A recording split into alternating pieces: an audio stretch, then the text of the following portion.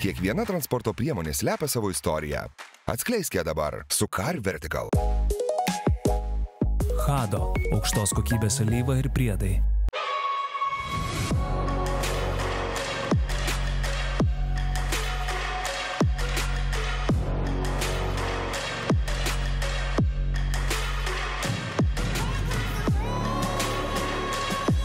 Ir dabar mes turime pačią brangiausią, kaip Izidorius sako, transporto priemonę, kokią tik esame rodę. Esame rodę ir Lamborghini, esame rodę ir Ferrari, ir Rolls-Royce. Bet ne vienas tas automobilis neprilygsta. Ai, ne, beveik visus kartus sudėjus ir gaunasi. Taip. Bet ne vienas kaina neprilygsta tam namui ant ratų, kurį va tuoj pamatys. 800 000 kainuojantys namai ant ratų. Važiuojam. Dabar pasižiūrėkime į brangiausią Lietuvos kemperį, užeisim į svečius ir pakalbinsim šio buto ant ratų savininką. Namo ant ratų.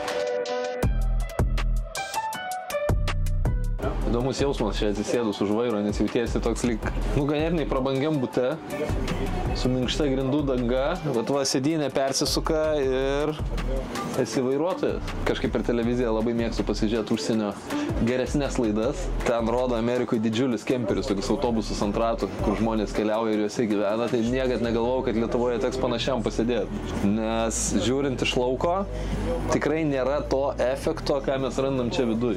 Didelis automobilis, bet kai sėdi į vidų, kai pamatai, kiek čia daug prabangos, kaip čia jauku iš tikrųjų, tai palieka įspūdį.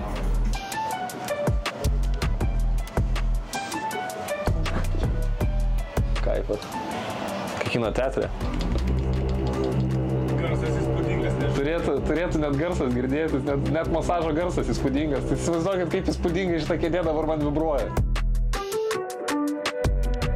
Taip patogiai prisėdau su šio įspūdingo kemperio savininku Marijum. Sveiki, Marijau. Sveiki. Tai toks kemperis jau būtų toks variantas, kuriame žmonės rinktųsi gyventi, ne? Aš manyčiau, kad jame galima visiškai pilnai gyventi, nes kaip kurie kolegos juokauja, jame įrangos yra daugiau negu kartais mes turime namuose.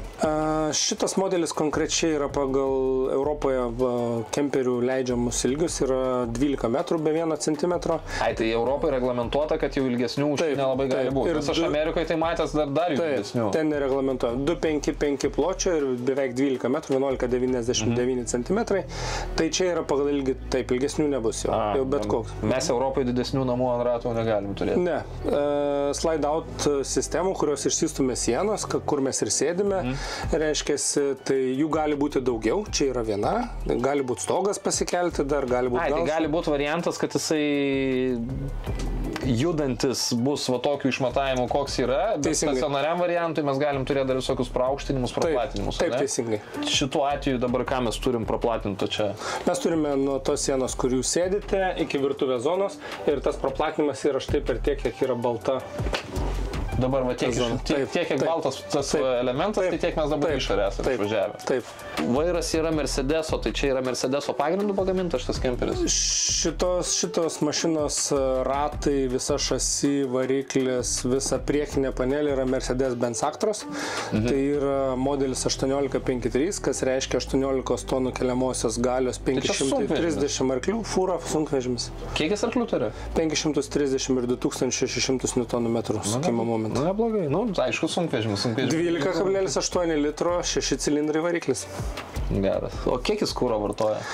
Jeigu taip ramiai važiuoji, nesidraskant ir nėra to noro po kojom pajusti tuos visus arklius, tai 17,5 gali drąsiai tilpti. Man yra pavykę 16,9 tilpti. Viena funkcija šiame kemperyje man labai patinka. Pasižiūrėkit, koks didžiulis krovinių skyrius. Ir čia yra speciali pritaikyta platforma gabenti automobilį. Garažas nėra didžiulis, tai ir automobilis nėra didelis, Mini Cooperis.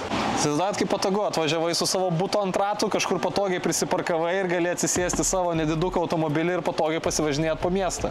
Įdomu, kad Izidorius net pamatęs kemperį, jisai nueina iš karto jo kėbulo numerį, įsiveda į Car Vertical ir patikrina, kas su juo buvę. Gal, pavyzdžiui, buvo koksai uždrengtas ir numestas statybininkų. Taip, negali žinoti. Niekada negali žinoti, kad visada verta norima įsigyti transporto priemonę, patikrinti Car Vertical. Ir dar labai verta pasinaudoti nuolaidos kodu GAZAS dugnas, nes šitaip Car Vertical ataskaitas pirksite 20% pigiau ir dar prisidėsit prie mūsų kūriamo turinio. Matot, matom daug ekranų. Ką mums tie ekranai rodo? Tai dabar visų pirma, tai yra pagalbinės sistemos tam, kad būtų šitokia transporto priemonė galima vairuoti. Tai matau daug vaizdo kamerų. Taip, tai čia matau abipusės priekinės dalis ir čia matau priekinę dalį. Štai čia matau galinį pradarytą dangtį, kadangi automobilis ištrauktas, ir čia turiu keletą mygtukų, kur matau garaže, kaip stovi automobilis, jeigu važiuojant, kad ar jisai blogai pritvirtintas ar kažkas atsilaisvino, kad aš galėčiau sekti jo būklę. Netgi krovinių skyrių važiuodami galime stebėti. Tada reiškia, jeigu turiu kažkur labai tai aukštą, žemai nusileidusią šakas, kad tilpčiau, matau stogą jo. Tada reiškia, matau kemperį iš visų pusių. O čia aš gerai matau, čia yra saulės kolektoriai, saulės elektrinė. Saulės baterijų mes turime 10 ant stogo, 4 akumuliatorius po 340 Ah. Tai elektros praktiškai išorinės mums jokios nereikia, viską pagamina saulutė ir visus prietaisus galima naudoti kokius tinkamus. Mes turim 2 kondicionierius oro 220. Tai jums iš esmės atvažiavus į kempingą net nebūtina jungtis prie elektros tinklo? Visiškai. Tada Mercedesinius turim veidrodžius, kurie yra labai puikus pagalbininkai. Sistemas Mercedesinės, kas yra vilkikui įprasti dalykai, geroji komplektacija, aišku, oriniai sostai, orinė visa pakaba ir, aiškiai, visos pagalbos sistemas. O keliems žmonėms yra skirtas toks kemperis? Tokia nerašyta taisyklė yra, kad kuo didesnis kemperis, tuo mažiau žmonių. Konkrečiai šitas modelis turi 3 sėdimas vietas, 3 diržus ir 2 miegamas. Matau daug įvairių spintelių, čia matom ganėtinai brangias taurės, o kas visur kitur? Čia yra visur vietos pasidėti daiktam. Ar tai gali būti rūbai, ar tai gali būti buities daiktai, ar tai gali būti darbo kažkokios tai priemonės, ar tai yra parodom skirti kažkokią tai, sakykime, spausdinimo popierius ar panašiai, tai gali būti įranga. Šita dalis, nuo šitos dalies prasideda virtuvė, tai gali būti indai sudėti. Kavos aparatą netgi turim stacionarų, matau. Taip, kavos aparatą turim kapsulinį, jis gali gaminti kapučino kavą. Taip pat turime indaplovę, kad nereiktų indų plauti, nes, kaip žinia, rankomis daugiau vandens negu indaplovė. Vienas dalykas, kaitlenta indukcinė, taip, kur galima virti, kepti. Kas labai įdomu, vokiečiai turbūt nebūtų vokiečiai, kurie net ir į kemperius deda rūšiuojame šiukšliadėžes, šiukšliadėžėjimui. Na, čia toliau visokie gali dėtis buities dalykai, tai yra ten šakutės, peiliai, įrankiai. Turime normalų šaldytuvą, visiškai pilno dydžio.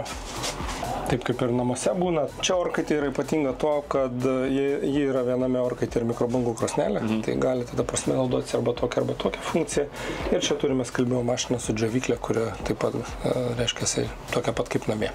Čia yra toksai, kaip kiekvienam namie yra skydinė, tai mes vieną dalį jos turime lauke, kur yra visi elektros saugikliai. Čia yra tokia valdymo panelė. Čia yra satelitas, kurio galima žiūrėtis palidovinės televizijas. Štai čia yra 2 keitikliai iš 12 voltų į 230. Surašyta, ką prie kiekvieno keitiklio galima daryti. Šitie keitikliai yra galingi, jie, ta prasme, tinkama bet kuriai mūsų buitiniai technikai galim naudoti. Štai čia turim centrinę panelę, kurioje matom, kiek mes turime išteklių dar, tiek vandens, kiek bakai užpildyti. Štai čia turime saulės panelių valdymą, tai matom, kad šiuo metu nors lyja lietus 40% krauna saulės baterijos ir pas mus baterijos yra 99% užkrautos pilnai elektra. Aš tai jaučiuos kaip mažos kvadratūros gerai išplanuotam bute. Kažkaip kaip iš tolo žiūrėjau, net negalvojau, kad čia taip viskas telpa. Turim pilną dušą, pilną klozetą ir kriauklę. Geras. Tokia dar kriauklės darbinė zona ganėtinai nemaža, taip sakyčiau. Ir dar mes galėtume visiškai užsidaryti. Štai čia yra duris ir va štai čia už šito patempus turėti visiškai privačią visą šitą erdvę. Tam, kad mūsų netrukdytų niekas.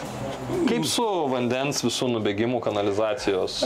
Mes turime vandens 560 litrų ir tada turime nuotekų bakų 280 litrų. Mes turime programėlę, iš tikrųjų, kurioje aš matau viską. Turime vandens 500, jau šiek tiek naudota ir tai rodo, kad 280 kartų nueisim į tualetą arba 8,5 valandos maudysimės. Geras. Nu, priėjom iki miegamojo ir aš iš tikrųjų nustebau, kad nejaučiu klaustrofobijos šitoje vietoje, nes lubos ganėtinai žemos, o ten einant iš vonios zonos, pasižiūrėjau tos laiptelius, galvoju, bus ankšta, bet visai čia ardu. Viskas priklauso šitas aukštis nuo to, kokius automobilį vešite. Ir jeigu jūs gamykloje užsakysite didesnį automobilį, tai šitas gali šita vieta būti mažesnė. Tai galima netgi didesnį automobilį įsivaryti? Taip, šitą modelį tilptų Porsche 911 į garažą. Bet jeigu jūs norėsite Lamborghini vežtis, Lamborghini šiek tiek, man atrodo, yra daugiau prašo vietos, tai tada lubos grindai šitos didėja ir tada jums čia bus mažiau šiek tiek vietos, tačiau visada tilpsite atsisėsti ant lovos. Atkreipkite dėmesį, kad kai sėdime brangiame kemperyje ir mes kalbame apie automobilius, kokie tilptų, mes nekalbame apie Volkswagen Golf, Volkswagen Up, mes kalbame apie Lamborghini lyginant su Porsche 911. Tai va taip gamintojas numato, kokie automobiliai turėtų būti vežami šio automobilio krovinių skyriuje. Deja, šitoje mašinoje telpa ir Audi A1 ir Škoda modelis yra. Bet gamintojas charakteristikoje neprašo, kad čia geriau tilptų Audi A1. Kataloguose yra nurodyta, kaip jūs matėte, Mini Cooperis, jisai mielas labai vis, irgi telpa labai drąsiai ir gražiai į bagažinę. Jo, Cooperis tai labai gerai ten įsitaiso. Ką mes čia turime? Mašina garaže turime, reiškiasi, visą ūkį sudėtą, jeigu nepravažiuotume pjūklus, nusipjaut šakom. Šitą atkreipiau dėmesį iš karto, galvoju, kam čia tie pjūklai? Ne, šitą kėdžių papildomai šepečius, trapai, visi įrankiai. Viršai, jeigu pakelsite, stovi pakelti 2 dviračiai elektriniai, kad jeigu nenori su Mini Cooperiu važiuoti, tai galėtum važiuoti. O kaip automobilis išvažiuoja? Su gerve? Taip, jisai su gerve yra įtraukiamas į vidų, priekiniai ratai atsistoja, tada pavarą parkingo įjungi, tada įtraukia, kadangi galiniai ratai nevairuojami į vidų, užtraukia ir užpaklį pririšia viskas. Kaip suprantu, jo, greita procedūra. Taip. Čia turim visą elektros skydą, kaip suprantu. Taip, čia visas valdymas yra, avariniai atidarimai, saulės valdymo panelės, keitimo. Netgi turime aparatą keisti iš 12 voltų į 220 žmonėm, kurie turi su kvėpavimo problemom naktį, kad galėtų pasijungti kvėpavimo aparatą. Iškart matosi, kad numatytas automobilis vyresnio amžiaus žmonėm. Kadangi kemperiavimas nesiderina be griliaus, tai mes turime įmontuotą grilių. Centrinis siurblys dirba visom kemperyje, tai užtenka šlangą pasijungti ir tas. Plus yra, reiškiasi, daiktadėžės per visą ilgį kemperio. Išleidimo visos sistemos, visas vandens tvarkymo skyrius, vandens išleidimas, visokie daiktai. Kuro bakas. Turbūt sunkiausia yra susitaikyti su tuo, kai atsisėdi nuo lengvos automobilio vairo ir pamatai, kad su kuru pravažiuosi 2500 km. 500 litrų dyzelino bakas, iš jo vyksta ir šildymas. Geras. 2500 su vienu baku? Taip. Visai neblogai. Vieną kartą skaudžiai susimoki, bet ir važiuoji toli. Na, padarėm šiokią tokią ekskursiją per šios prabangius namus ant ratų ir dabar turbūt pats įdomiausias klausimas kiekvienam lietuviui ir ne tik, kiek toks namas kainuoja? Tokio namo kaina labai priklauso nuo komplektacijos, nuo jo dydžio, nuo jo ilgio. Tai, sakykime, jo taip kainos prasideda nuo 500 000 iki milijono. Šito modelio, sakykime, galėtų būti šiek tiek virš 700 000 eurų. Tai mes per viduriuką sėdim kainos, ar ne? Taip, maždaug taip. Tai ką, ačiū labai jum, kad davėt pasisvečiuoti šitose įspūdingose namuose ant ratų, o mes su Paulium einam taupyti pinigus. Kokiam projektui? Jeigu reikės padėti su komplektacija, sakykit, nuoširdžiai patarsiu, nes šitie kemperiai yra mano didelis hobis. Aš tai galvoju, kad jūs gal mums leisit kada čia ateit, pasimatuot, kaip čia kas išplanuota. Pasidarysim brėžinimą su Paulium gal.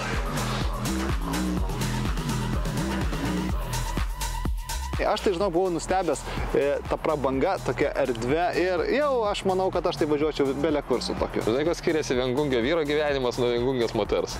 Ne. Įsivaizduok, kaip atrodo, pavyzdžiui, viengungio vyro butas. Būtų sulankstama lova, kėdė ir televizorius. Ne, ir dar va taip atrodytų. Ir virtuvė, tu mėgsti gaminti. Nu ir virtuvė būtų. Ačiū, kad žiūrėjot ir pasimatysime kiaurą parą mūsų soctinkluose. Arba per TV6 savaitgaliais, tiek šeštadienį, tiek sekmadienį 10:30, nes mesgi žinom, ką jūs veikiat savaitgalį. Taip, ir visiems sėkmės dabar.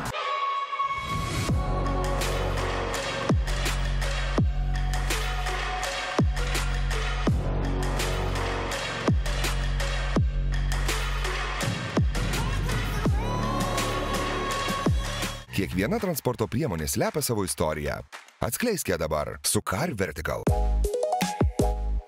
Hado. Aukštos kokybės alyva ir priedai.